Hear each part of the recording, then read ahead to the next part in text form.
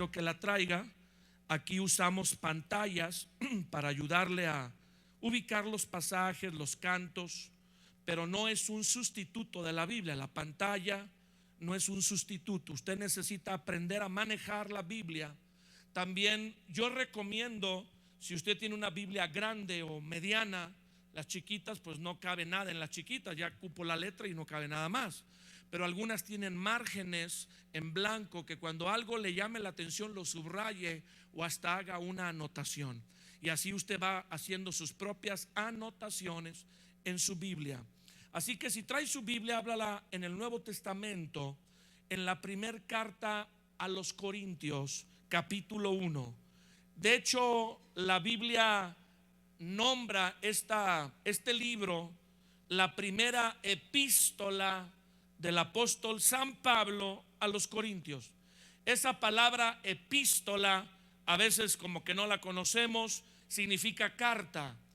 Algunos creían que las epístolas eran las esposas de los apóstoles, pero no, son las cartas que escribió en este caso el apóstol Pablo bajo la dirección del Espíritu Santo. Y aunque le escribe a los Corintios, algo que es importante de la palabra de Dios es que la palabra de Dios es eterna. ¿Cómo es la palabra de Dios? O sea, trasciende el tiempo y el espacio. Sí, esto que vamos a leer fue escrito por el apóstol Pablo a los cristianos de una ciudad de Asia Menor, de Europa, pues en el sur de Grecia, llamada Corinto. Pero como la palabra de Dios es eterna, esta trasciende el tiempo y el espacio. Aunque nosotros no vivimos en Corinto, el consejo de Dios se puede aplicar a nuestra vida, porque la Biblia no es cualquier libro. La Biblia es la palabra viviente de Dios. ¿Le puede dar un aplauso a Dios por eso? Y Dios nos habla hoy a través de estos pasajes de su escritura. Vamos a leer de los versículos 25 al 31. Primera carta a los Corintios, capítulo 1, versículos 25 al 31. Porque lo insensato de Dios es más sabio que los hombres, y lo débil de Dios es más fuerte que los hombres. Pues mirad, hermanos, vuestra vocación, que no sois muchos sabios según la carne, ni muchos poderosos, ni muchos nobles, sino que lo necio del mundo, ¿lo qué? Escogió Dios para avergonzar a los sabios, y lo débil del mundo, ¿lo qué? Lo débil del mundo escogió Dios para avergonzar a lo fuerte, y lo vil del mundo, ¿lo qué? Lo vil del mundo y lo menospreciado escogió Dios, y lo que no es, para deshacer lo que es, a fin de que nadie se jacte en su presencia. Mas por él están ustedes en Cristo Jesús, el cual nos ha sido hecho por Dios sabiduría, justificación, santificación y redención, para que, como está escrito, si alguno quiere presumir, si alguno se quiere gloriar, gloríese en conocer a Jesús. ¿Alguien le puede dar gracias a Dios por este pasaje? ¿Qué pasaje de la Biblia es tremendo este? Yo tenía muchas dificultades, tengo que admitirlo, con este pasaje de la Biblia. Cuando empecé a leer la Biblia hace ya muchos años y me encontré con esta porción, como que no me gustaba, porque la porción claramente dice que Dios escogió lo necio, ¿ok? Lo débil, lo vil y lo menospreciado. Y como que ninguno de nosotros, o por lo menos yo, no quería caer en esa categoría. Yo me veía a mí mismo un poquito mejor que necio, un poquito mejor que débil, un poquito mejor que vil y menospreciado. Así que decía, pues ahí como que yo no caigo, así como que, o sea, Dios escogió lo peorcito. Dígale al que está a su lado, ahora entiendo. Véale la cara a su vecino y diga, ah, con razón. Pero la Biblia sí está diciendo esto. La Biblia no da a entender como un simbolismo. No, no, no, no, no, no. La Biblia está diciendo que la mayoría, la inmensa mayoría de los que Dios llama y escoge son gente que el mundo, que la sociedad considera necia, o considera débil, o considera vil y menospreciados.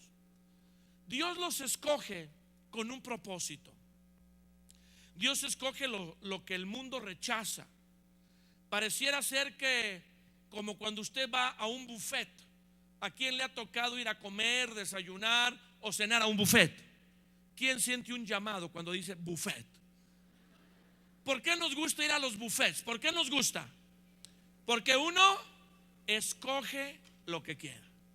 Y mientras más platillos haya, más gozo tiene uno, ¿verdad que sí? No, y este está mejor, este buffet, y ahí presumen la gente. Yo conocí un buffet con 30 platillos. No, el que yo conocí, y es que tú escoges. ¿Y qué escoges? Cuando vas al buffet, ¿qué escoges? ¿Qué escoges? Lo más bonito, lo más suculento. Porque a veces no sabemos cómo sabe, ¿verdad? Pero se ve bonito, ¿verdad? Y luego decimos, ay, no sabe igual, porque se vea mejor. ¿Quién escoge la carne toda la moza? Así con una nata verde y una mosca volando arriba.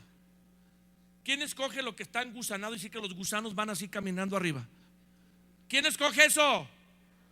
Nadie. Uno siempre tiende a escogerlo.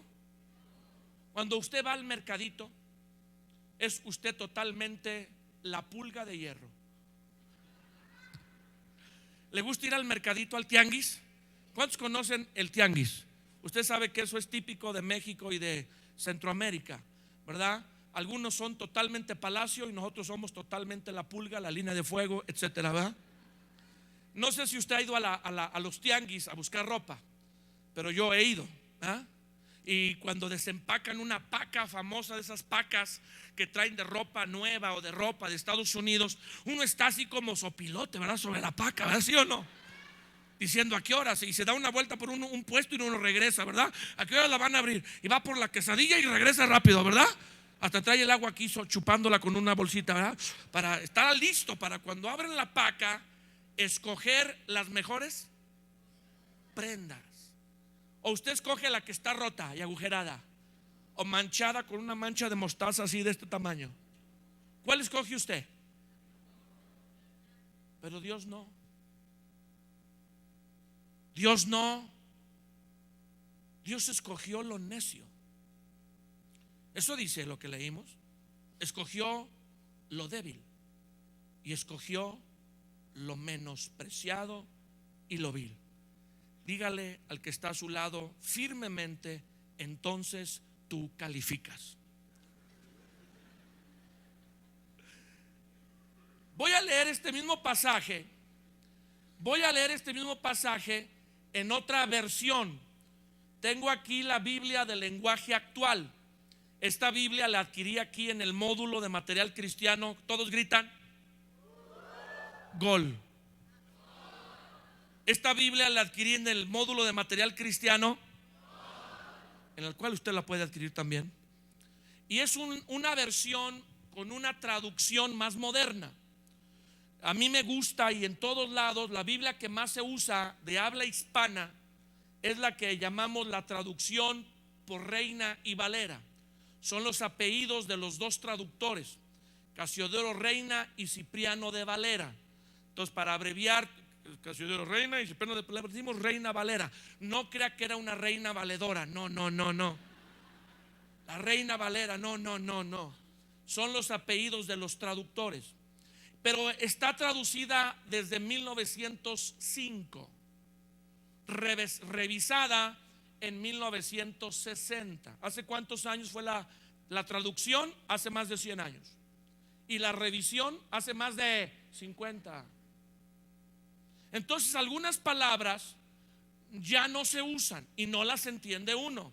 Cuando uno va a una versión más actual, con un lenguaje que ha sido traducido hace pocos años, lo entiende mejor. Este es el caso de la Biblia del lenguaje actual. Yo tengo muchas versiones de traducciones de la Biblia. Yo uso siempre la Reina Valera, pero traigo otras traducciones que me ayudan a comprender mejor el pasaje. Voy a leer en esta versión los mismos versículos del capítulo 1 de Primera a los Corintios, versos 25 al 31. Así que lo que parece una tontería de Dios, así dice la Biblia, no creo que yo estoy siendo despreciante o despreciando algo. Lo que parece una tontería de Dios es mucho más sabio que la sabiduría de este mundo. Podría pensarse que Dios es débil, pero en realidad es más fuerte que cualquiera. Recuerden lo que ustedes eran cuando Dios los eligió. Según la gente, muy pocos de ustedes eran sabios. Muy pocos de ustedes ocupaban puestos de poder o pertenecían a familias importantes. Y aunque la gente de este mundo pensaba que ustedes son unos tontos, ay caray, bueno, eso dice esta Biblia, y que no tenían importancia, Dios los eligió para que los que se creen sabios entiendan que no saben nada. Dios eligió a los que desde el punto de vista humano son débiles, despreciables y de poca importancia, para que los que se creen muy importantes se den cuenta de que en realidad no lo son. Así Dios ha demostrado que en realidad esa gente no vale nada. Ay, híjole, eso dice esta Biblia. Por eso, ante Dios nadie tiene de qué sentirse orgulloso. Dios los ha unido a ustedes con Cristo. Y gracias a esa unión con Cristo, ahora ustedes son sabios. Dios los ha aceptado como parte de su pueblo y han recibido vida eterna. Por tanto, como dice la Biblia, si alguien quiere sentirse orgulloso de algo, siéntase orgulloso de Jesucristo, el Señor. Aleluya. Qué traducción, ¿verdad? Dios escogió lo que en términos generales este mundo, la sociedad rechaza, pero lo escogió con un propósito. Vamos a pedirle a Dios que nos hable. Vamos a pedirle a Dios que use esta porción que acabamos de leer y que nos ayude Dios a través de su palabra a ser mejores. Levante su mano derecha al cielo y diga conmigo: Señor Jesús, abro mi corazón para escuchar en mi interior tu palabra. Que tu palabra llegue no solo a mi mente, sino a mi espíritu y me cambie. Diga: quiero cambiar. Usa la verdad de tu palabra para transformarme. Espíritu Santo, Espíritu de Dios, ayúdame a entender la palabra de Dios, que yo la oiga, la entienda y la aplique a mi vida, de manera que sea hacedor y no oidor de tu palabra. Diga: Señor, quiero mejorar. Usa tu palabra para hacerme mejor cada día. Te lo pido en el nombre de Jesús. Amén. Alguien puede darle gracias a Dios porque Él escucha nuestras oraciones y Él nos va a hablar a través de su palabra. Yo quiero titular esta conferencia con una pregunta: ¿a quién escoge y llama Dios? Quiero contestar esta pregunta: ¿a quién escoge y llama a Dios? Y para contestar esta pregunta voy a usar el pasaje que leímos, Primera a los Corintios capítulo 1, versos 25 al 31. Según el pasaje, dice el versículo 27, acompáñenme de nuevo, Primera a los Corintios 1:27. Sino que lo necio del mundo escogió Dios para avergonzar a los sabios. ¿Qué es lo necio? Alguien torpe, alguien insensato. ¿Qué es una descripción de necio? Torpe, necio, torpe, terco, insensato en un mal sentido, terco para mal, insensato que no hace las cosas bien. Sí, la Biblia dice que Dios escogió lo necio, lo insensato. Llamó, por ejemplo, y escogió para que le conociese a un hombre llamado Zaqueo. Zaqueo era el jefe de los cobradores de impuestos de la ciudad económicamente más importante en el tiempo de Jesús en el área de Israel, llamada Jericó. Era la capital financiera de Israel. Fuera de Jerusalén, Jericó movía la mayor cantidad de dinero, y el jefe de los cobradores de impuestos de esa ciudad se llamaba Zaqueo. Zaqueo había vivido solo para acumular. Él se había hecho rico abusando de los demás. Su meta principal en la vida había sido tener riquezas a cualquier precio. Obviamente había abusado de otros para beneficiarse él mismo. Literalmente era una persona despreciable. Nadie estimaba a Zaqueo más que por su dinero. Los judíos verdaderos veían en Zaqueo alguien que se había vendido por dinero a los conquistadores romanos. Los romanos habían dominado la tierra de Israel, habían conquistado y habían escogido algunos hombres para que cobraran impuestos para ellos de entre los mismos judíos. Y Zaqueo había aceptado ese vergonzoso oficio, cobrarle a su misma gente los impuestos del imperio que los subyugaba y los dominaba. Y Zaqueo obviamente de este trabajo sacaba gran ventaja. Era un hombre adinerado, era un hombre que había prosperado y había hecho riqueza abusando de los demás. Pero dice la escritura que Jesús pasó, y este hombre de bajita estatura tenía deseos de conocerle.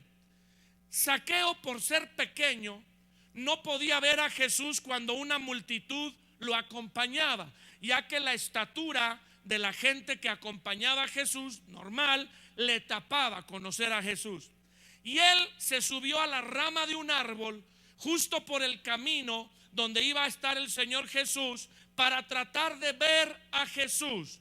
Si era curioso o tenía inquietud profunda de conocer a Jesús, no lo sabemos. Lo que sí sabemos es que Jesús lo llamó.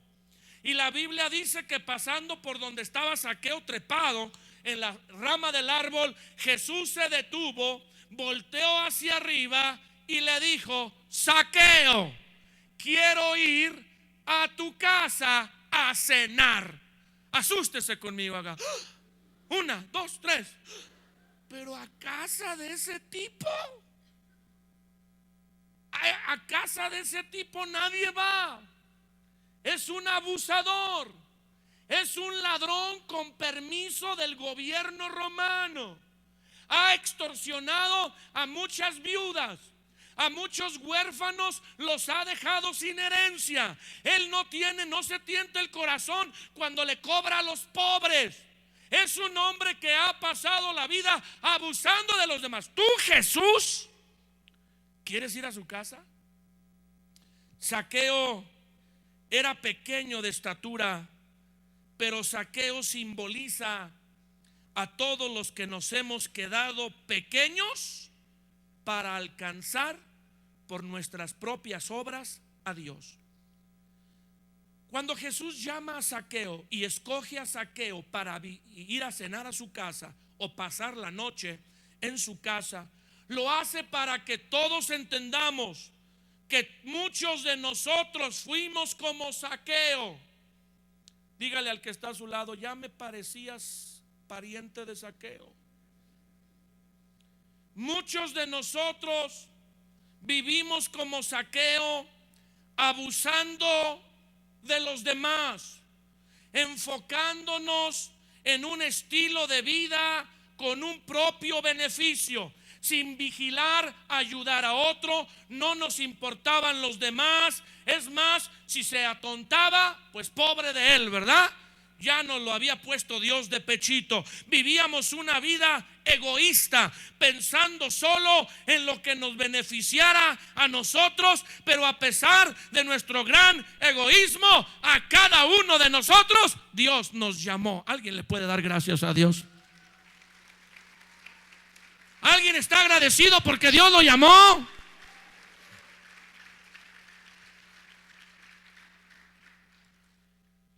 Al necio Zaqueo, al insensato Zaqueo. Hay un profeta en la Biblia llamado Jonás, un hombre que conocía la voz de Dios, y de pronto Dios le dice a Jonás que haga algo, y Jonás se enoja porque no le parece lo que Dios le pide.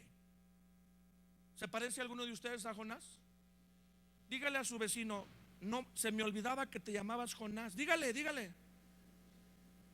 Jonás. Dios le pide algo a Jonás. Jonás no está de acuerdo con lo que Dios le pide y hace exactamente lo contrario. Dios le dice: Jonás, ve para aquel lugar, y Jonás ve a dónde está el lugar, agarra para el otro lado y viaja exactamente al lado opuesto de donde Dios le había dicho que fuera. Jonás está huyendo de Dios. ¿Está qué? Porque no le parece lo que Dios le pide. Muchos todavía quieren huir de Dios. Jonás representa a los que piensan que pueden escapar del llamado de Dios. Y dice la Biblia que Jonás embarcó en un navío a una ciudad distante, muy lejos de donde Dios le había dicho que fuera.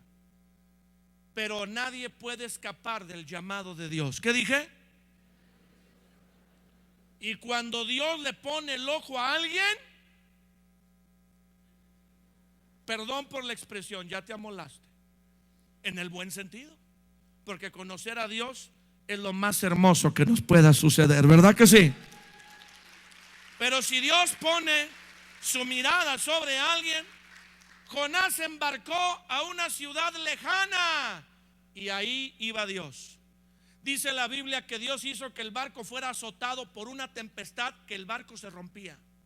Y los marineros eran muy supersticiosos y le empezaron a pedir a sus dioses, hasta que uno dice: tal vez alguien que está aquí ha ofendido a Dios y Dios nos está castigando. Y todos empezaron: ¿quién habrá ofendido a Dios? ¿Quién habrá ofendido a Dios? Y llegaron con Jonás y le dicen: oye, alguien de nosotros ha ofendido a Dios, porque esta tormenta, todos somos marineros, es inusual. En estas aguas no vienen estas tormentas, en esta época del año no hay estas tormentas. ¿Alguien hizo algo malo? Y dijo Jonás: fui yo. ¿Cómo que tú? Estoy huyendo de Dios, dijo Jonás. Y luego, como fue tan sincero, los marineros dijeron: bueno,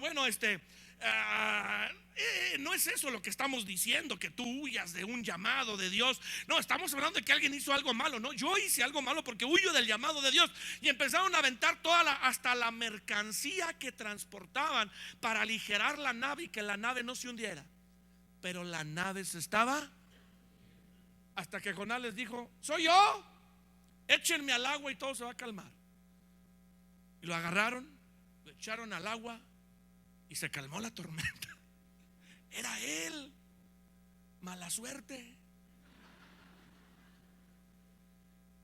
Él creyó que se iba a escapar muriéndose en el mar. Se arrojó al mar, lo arrojaron al mar. Y él dijo: aquí me ahogo, una tormenta. Ah, no. Dijo Dios: te tengo echado el ojo, Jonás Vázquez, Jonás Trueglen, Jonás Arco. ¿Cómo te apellidas? ¿Cómo te apellidas? 1, 2, 3. Así dijo Dios: Jonás del Castillo. Y mandó un pez. Dios envió un pez que se tragara a Jonás. O sea, de que si tú quieres huir de Dios, te va a tragar la ballena. Liberen a Willy. Y el pez tragó a Jonás y lo fue a escupir justo al lugar a donde Dios le había dicho que fuera la primera vez. ¿Tú crees que alguien puede escapar de Dios? Nadie puede escapar de Dios. Dele un aplauso fuerte a Jesús. No puedes escapar de Dios. Muchos de nosotros escapábamos de Dios, le dábamos la vuelta a Dios. Dios nos acorraló, nos envió sus mensajeros, nos envió personas que nos hablaran de Cristo. ¿Cuántos de nosotros fuimos como Jonás, sacándole la vuelta a Dios? Dios nos llamaba y nosotros intencionalmente nos separábamos, íbamos para otro lado queriendo escapar de Dios, pero no pudimos escapar. Él nos atrapó con su amor. Que alguien le dé gloria a Dios.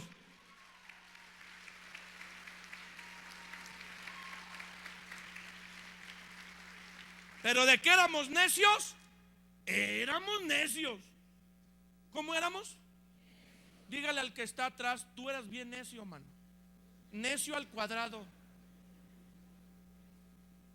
Bueno, dice Dios que Él llamó a los necios, a los insensatos.